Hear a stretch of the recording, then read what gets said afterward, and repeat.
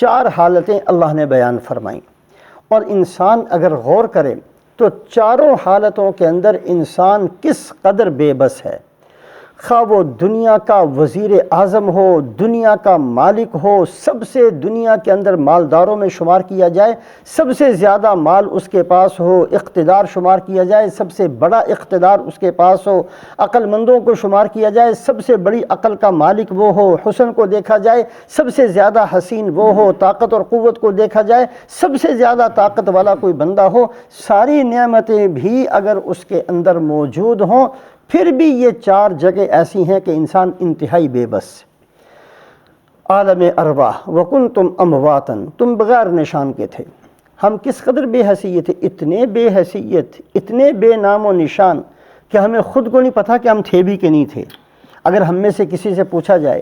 کہ عالم ارواح کے اندر جو تمہاری روح نے اتنے 1000 سال گزارے ہیں کیا کرتے رہے، ہم کہیں گے ہمیں پتہ ہی نہیں کہ ہم گزارے بھی ہیں کہ نہیں، ہمیں تو یاد بھی نہیں ہے، ہمیں تو پتہ ہی نہیں ہے، ہم تو اس چیز کو اتنے بے حیثیت کہ ہمارا کسی اور کو تو کیا پتہ ہونا تھا، خود ہمیں اپنے آپ کا نہیں پتہ۔ پھر اللہ پاک نے ایک وقت مقرر پر اس انسان کو دنیا میں بھیجنے کا ارادہ کیا۔ اب یہ انسان باپ کی پشت سے ماں کے پیٹ میں آیا، کتنا بے حیثیت ہے کہ کیسی اس کی پیدائش کا طریقہ ہے، ایک گندی چیز سے اللہ اس کو بنا رہے ہیں اور گندا خون اس کی خوراک بن رہی ہے۔ یہ انسان کس چیز پر اترا رہا ہے؟ دیکھے تو صحیح یہ ہے کیا چیز؟ اللہ نے کیسے اس کو پیدا کیا؟ ماں کے پیٹ کے اندر چھوٹی سی تھیلی کے اندر اللہ اس کو رکھتے ہیں، اس کے ہاتھ پاؤں مڑے ہوئے ہیں، اور اتنا بے حیثیت ہے کہ اگر اللہ اس کی آنکھ نہ بنائیں، ساری دنیا والے مل کر اس کی آنکھ نہیں بنا سکتے۔ اللہ اس کو بغیر پاؤں کے پیدا کر دیں، ساری دنیا والے مل کر اس کا پاؤں نہیں لگا سکتے۔ اللہ اس کو بغیر بھیجے کے پیدا کر دیں، ساری دنیا والے مل کر اس کو عقل نہیں دے سکتے۔ تو اللہ پاک نے ہی اس انسان کو ماں کے پیٹ کے اندر جو بہت ہی چھوٹی سی جگہ تھی، اس جگہ کے اندر کتنا اللہ پاک نے حسین اس کو پیدا کیا، اس کی عقل کو پیدا کیا، اس کی آنکھوں کو پیدا کیا، اس کے اندر دیکھنے کی قوت کو رکھا، اس کے کانوں کے اندر سننے کی قوت کو رکھا، اس کی زبان کے اندر بولنے کی طاقت کو پیدا کیا، اس کے دماغ کے اندر سوچنے سمجھنے کی طاقت کو پیدا کیا۔ اللہ پاک نے کیسی بے بسی کے حالت میں اس انسان پر اپنی مہربانیاں فرمائیں، اپنے انعامات فرمائے، کس قدر اللہ پاک نے اس بندے پر اپنی خاص توجہ رکھی، اللہ پاک نے کیسے اس حالت کے اندر بھی اس بندے کو اپنی رحمتوں سے فراموش نہیں فرمایا، کتنی نعمتیں اس بندے پر فرمائیں۔ اب یہ انسان دنیا کے اندر آ گیا، اب اس انسان نے دنیا کے اندر اپنا نام بنایا، اپنا بہت بڑا ایک مقام بنا لیا، دنیا اس کو جاننے والی بن گئی، دنیا اس کے آگے پیچھے اس کے اشاروں پر قربان ہونے کے لیے تیار ہونے والی بن گئی۔ لیکن یہی انسان جس دن اس کے انتقال کا وقت قریب آ گیا، اب یہ بندہ دنیا چھوڑ کر جا رہا ہے،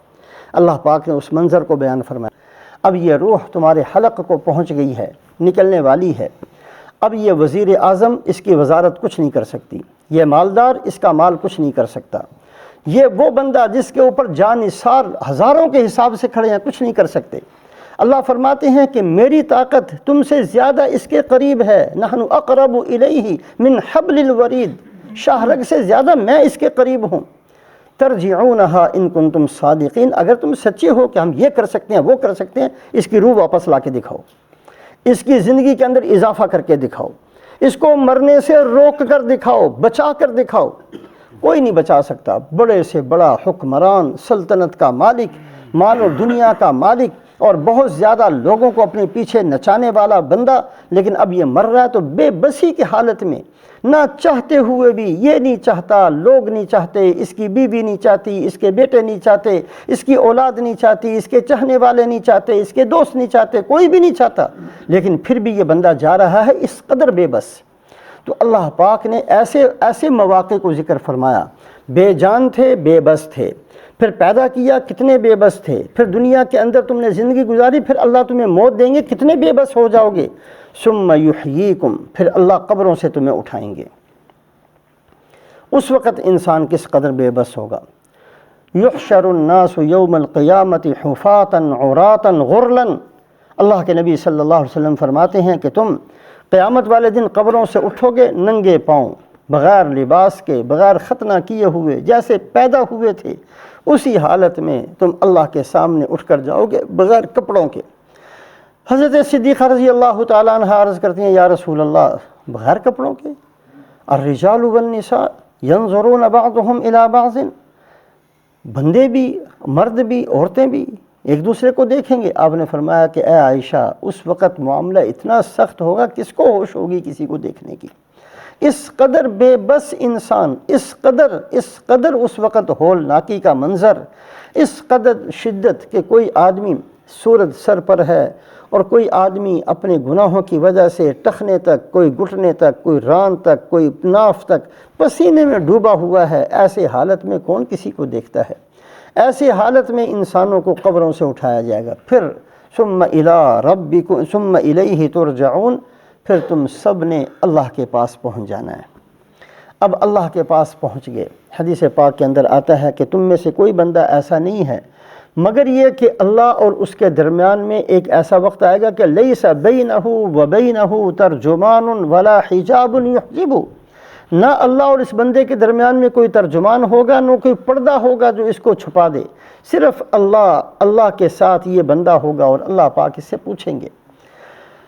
میں نے تجھے بہت نعمتیں دی تھیں، تجھے زندگی دی تھی، تجھے عقل دی تھی، تجھے سمجھ دی تھی، تجھے آنکھوں میں روشنی دی تھی، سننے کی طاقت دی تھی، بولنے کی طاقت دی تھی، کیا کر کے آئے؟ اے اللہ میں نے بڑی محنت کی، میں نے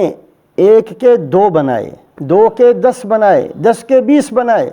جتنا آپ نے مجھے مال دیا ثمرتہ، میں نے اس کے اندر اضافہ کیا، بہت بڑا مال بنا کر پھر میں چھوڑ کر آیا ہوں، اے اللہ مجھے ایک دفعہ واپس بھیج، سارے کا سارا لا کر آپ کو دے دوں گا۔ اللہ فرمائیں گے کہ نہیں، سارے کا سارا ہمیں نہیں چاہیے، پہلے بتاؤ ہمارے لیے یہاں کے لیے کیا کیا تھا؟ جو کیا تھا وہ تو اپنا خواہشات کی تکمیل تھی، دنیا کے اندر لذت اور مزہ حاصل کرنے کے لیے تھا، اللہ کے لیے تو کچھ بھی نہیں تھا۔ تو کس قدر بے بس ہوگا انسان، ایک ایک نیکی کا محتاج۔ تو اللہ رب العزت نے ایسے 4 مواقع کو ذکر فرمایا، عالم ارواح کا موقع، پیدائش کا وقت، پھر موت کا وقت، پھر زندگی، پھر اللہ کے پاس کھڑے ہونا۔